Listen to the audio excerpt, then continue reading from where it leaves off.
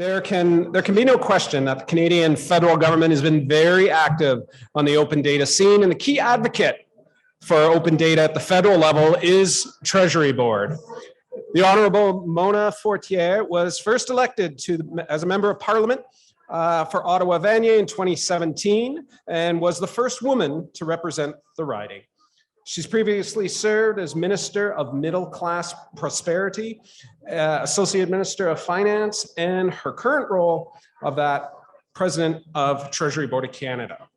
Minister Fortier has always believed that she can best serve the community by getting involved in taking action. Her expertise covers the areas of healthcare, education, job creation, and Francophone affairs. Please welcome Minister Fortier, live from the nation's capital. Well, thank you, Mark, and bon appétit, everyone. I hear you're having lunch, so hope you have a great one. It's really great to have so many open data advocates and leaders joining us today from across Canada and the world. And I'm very honored to be joining from Ottawa, which is also the traditional unceded territory of the Algonquin Anishinaabeg people. And I'd really like to thank all the organizations here for your work on behalf of Canadians, the Canadian Open Data Society for organizing this event, and the Government of Yukon for welcoming participants. The Government of Canada is thrilled to participate in the annual Canadian Open Data Summit again this year. And it is always a great opportunity to learn from each other's experiences and think about how we can promote success by adapting new ideas and best practices.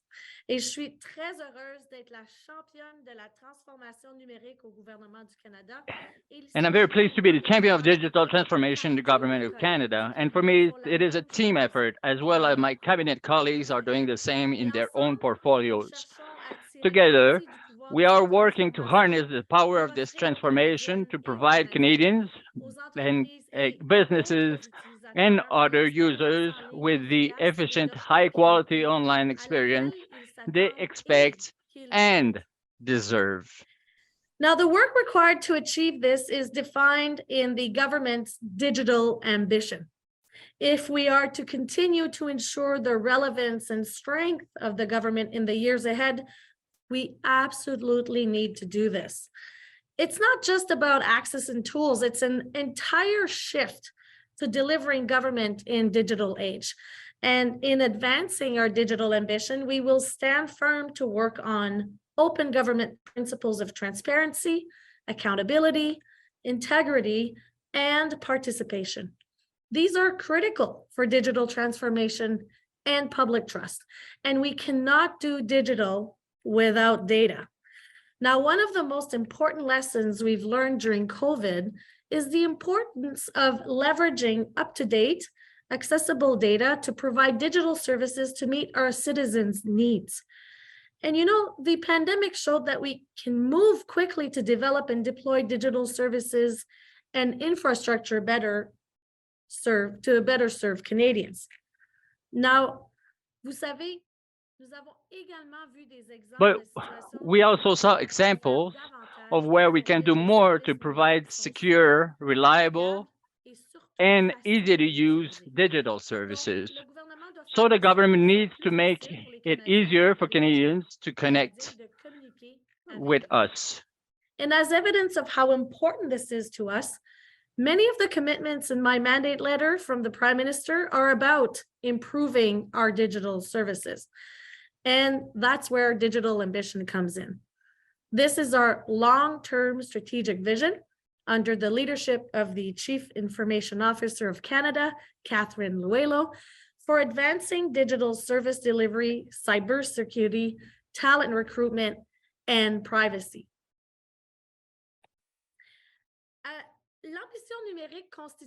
Digital ambition will be an important tool to help ministers and departments find and implement better ways to ensure that Canadians receive accessible, efficient, and high-quality services. And we're focusing this work around 4 themes.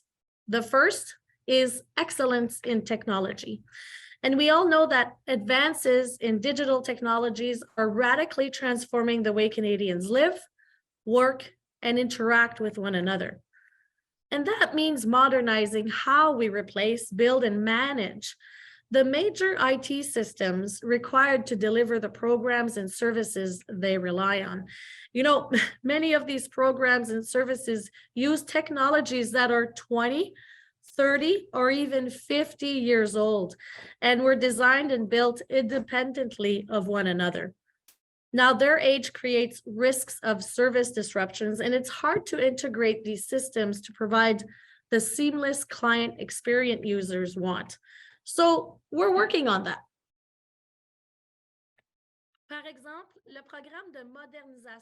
For example, the Benefits Modernization Program is transforming the way the Government of Canada delivers its benefits, ensuring that Canadians are at the heart of the services. This program will deliver a world-class service experience by modernizing the way the government serves Canadians, young and old, people looking for work, or living youth with living people with now, a moving disability. forward, we must continue to deliver the services that citizens rely on today, while accelerating our move to modern services that are secure, reliable, and user-centric, and also barrier-free. Now, the second theme of our digital ambition is data-enabled digital services and programs. As you know, data provides the business intelligence we need to improve services and make better decisions. So the kind of service experience Canadians need requires breaking down departmental data silos and managing data with a focus on users. It also requires consideration of how the Government of Canada can support First Nations, Métis, and Inuit peoples as they develop data strategy and governance structures. Now, current legislation, governance, and standards need to be revitalized to ensure we're constantly sharing and reusing data and supporting Indigenous data governance as it relates to self-determination. For example, we recently created a new standard on systems that manage information and data. It will maximize the ability to share information and data both within and across institutions.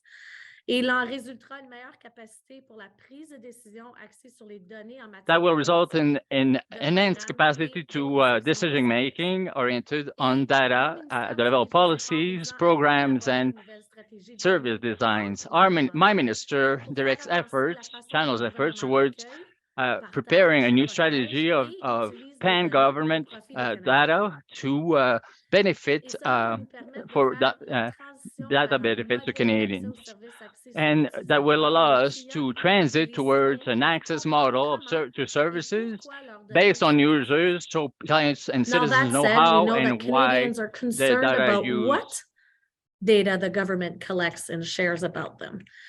They expect their government to have clear rules about how it is collected, used, and shared. So we'll continue to build privacy into new digital services from the start and ensure that protection of personal information is considered throughout the project lifecycle to meet Canadians' expectations and keep their data safe.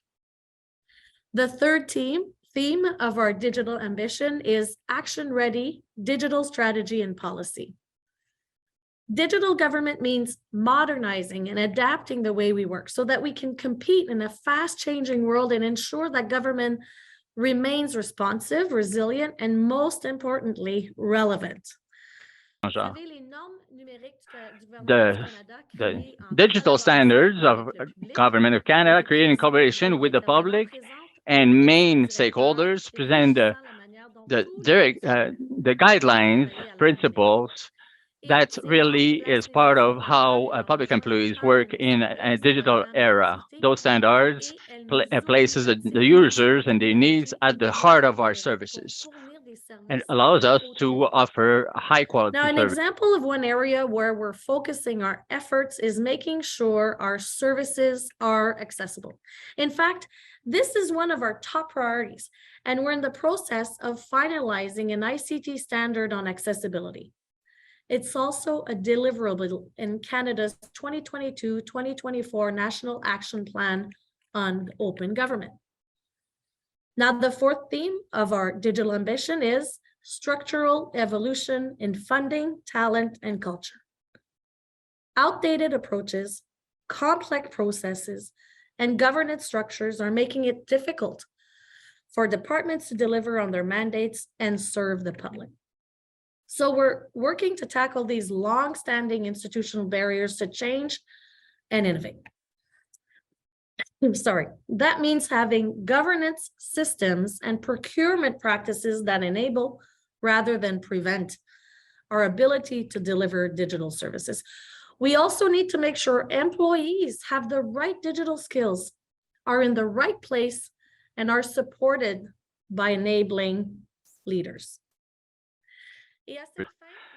To this end, the Secretariat use experimental approaches and works in collaboration inside and outside of the government in order to create a national strategy that includes new ways, new tools, and new processes to recruit, maintain in their position, and improve digital talents.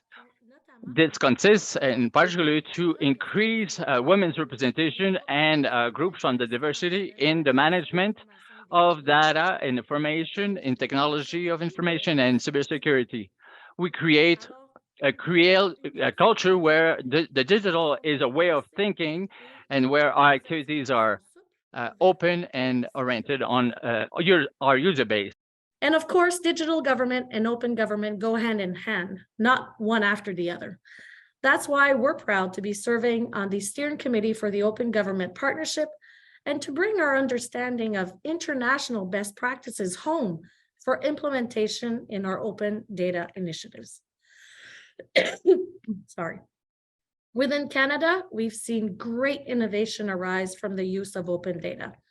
For example, a team of students from British Columbia developed a project called Mapping Access to Hospitals and Walk-in Clinics across Vancouver, BC.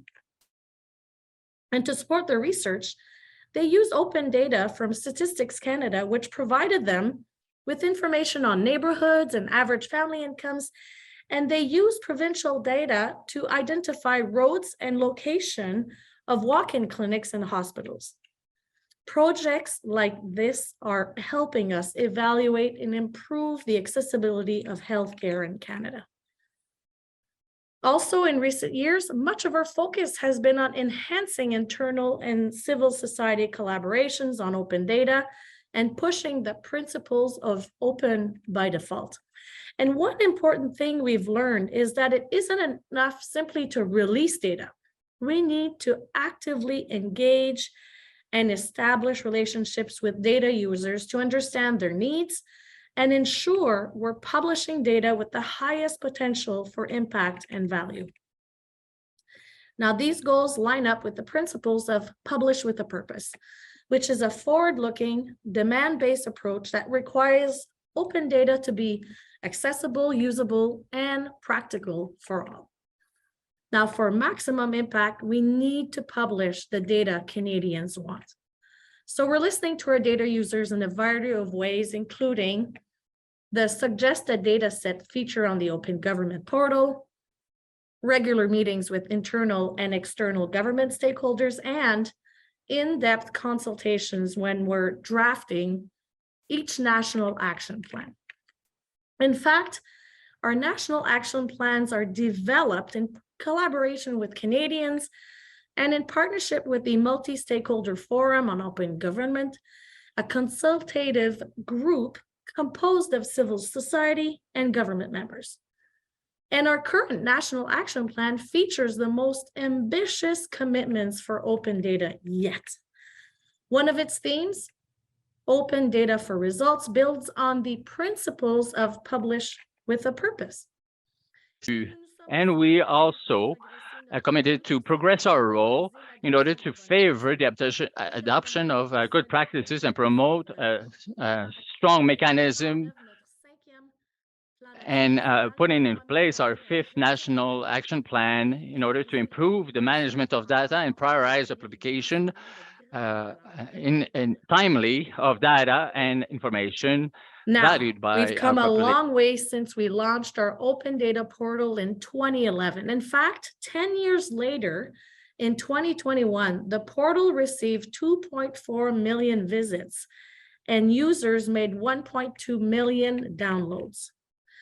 And in any given month, it has about 750,000 interactions with our public-facing application programming interface, or API, as well as about 5,000 interactions with our internal API, which allows institutions to update and publish data. Now, as a result of the recent federation of the portal, as of last month, 165 departments and agencies and 8 provinces were contributing data and information. That's more than double the number of organizations contributing to the portal 4 years ago. And further, the provinces involved in the federated search have experienced a boost in their analytics, which indicates that people are accessing the data and information they need more easily now that the local level is included. And we accomplish this by meeting with provinces and territories every month through the Canada Open Government Working Group. And this was an important initiative as we pivot to focus on providing relevant, high-quality data in one place with open data from across Canada at a one-stop shop. And as we continue to work with other levels of government, the open data ecosystem will grow and evolve the best meet the needs of Canadians. And one of the lessons of our experience on open data is that it's a process and a commitment. It's not an issue that can be resolved simply in the creation of a portal with a data set. It really calls for a continued community of those that contribute with open data and those that use it. And to this end, the Treasury Board of Canada Secretariat has a dedicated team focused on maximizing the release of data sets to meet the needs of Canadians. The team continues to identify opportunities to move data out of the portal and into users' hands, opportunities such as reviewing policy, identifying and implementing international best practices, and meeting with other government departments, civil society organizations, and the private sector to better understand their data needs. And we also have a communication channel available to people 24/7 through the Suggest a Dataset feature on the portal. It allows anyone to create a detailed request for data to be opened, which is promptly reviewed by the team and sent to the relevant data owner in the federal government. So while you're at the summit, please take a moment to visit the TBS Open Government booth, where you can suggest a data set live and engage with our team members to discuss your data needs and how we can help you achieve your goals. Now, in closing, let me just add that I've seen firsthand the value that diverse voices and experiences bring to the table. So I'm very excited to see what happens when we get people from all walks of life, like you, pushing the envelope to get the most out of digitization, open data, and open government. And we cannot forget the importance of engaging provinces and territories, not only on our journey to provide greater open data to Canadians, but also in achieving the government's digital ambition. Digital government requires a collaborative approach where all governments use a common language and approach to better serve Canadians.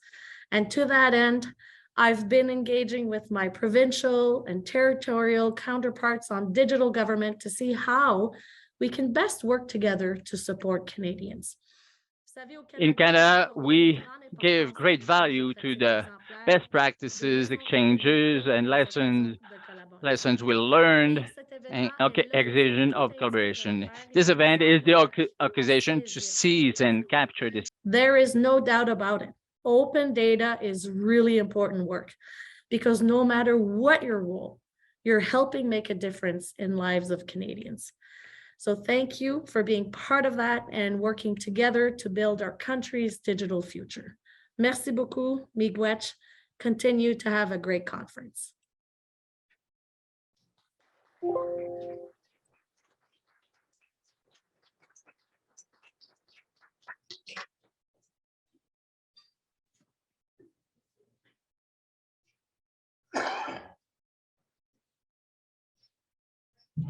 Excuse me, I had to jog from the back of the room.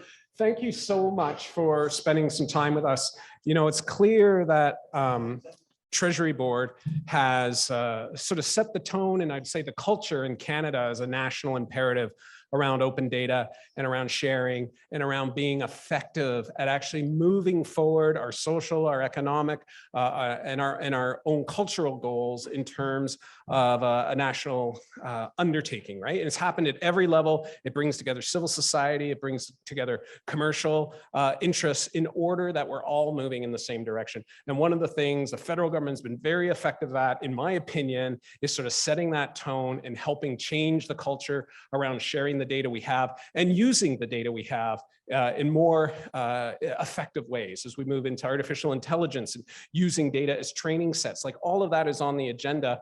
And I think that we've made more progress over the last, let's say, half dozen years than has happened in quite some time. So I know that we've been quite involved in providing input on Canada's Open Data Action Plan, Open Government Action Plan. And I think that has really set the tone across the country. And we've taken as a jurisdiction a lot of our cues from the federal government. So thank you for sharing some time with us today, sharing your thoughts on this. And thanks for addressing the conference. So ladies and gentlemen, Minister Fortier.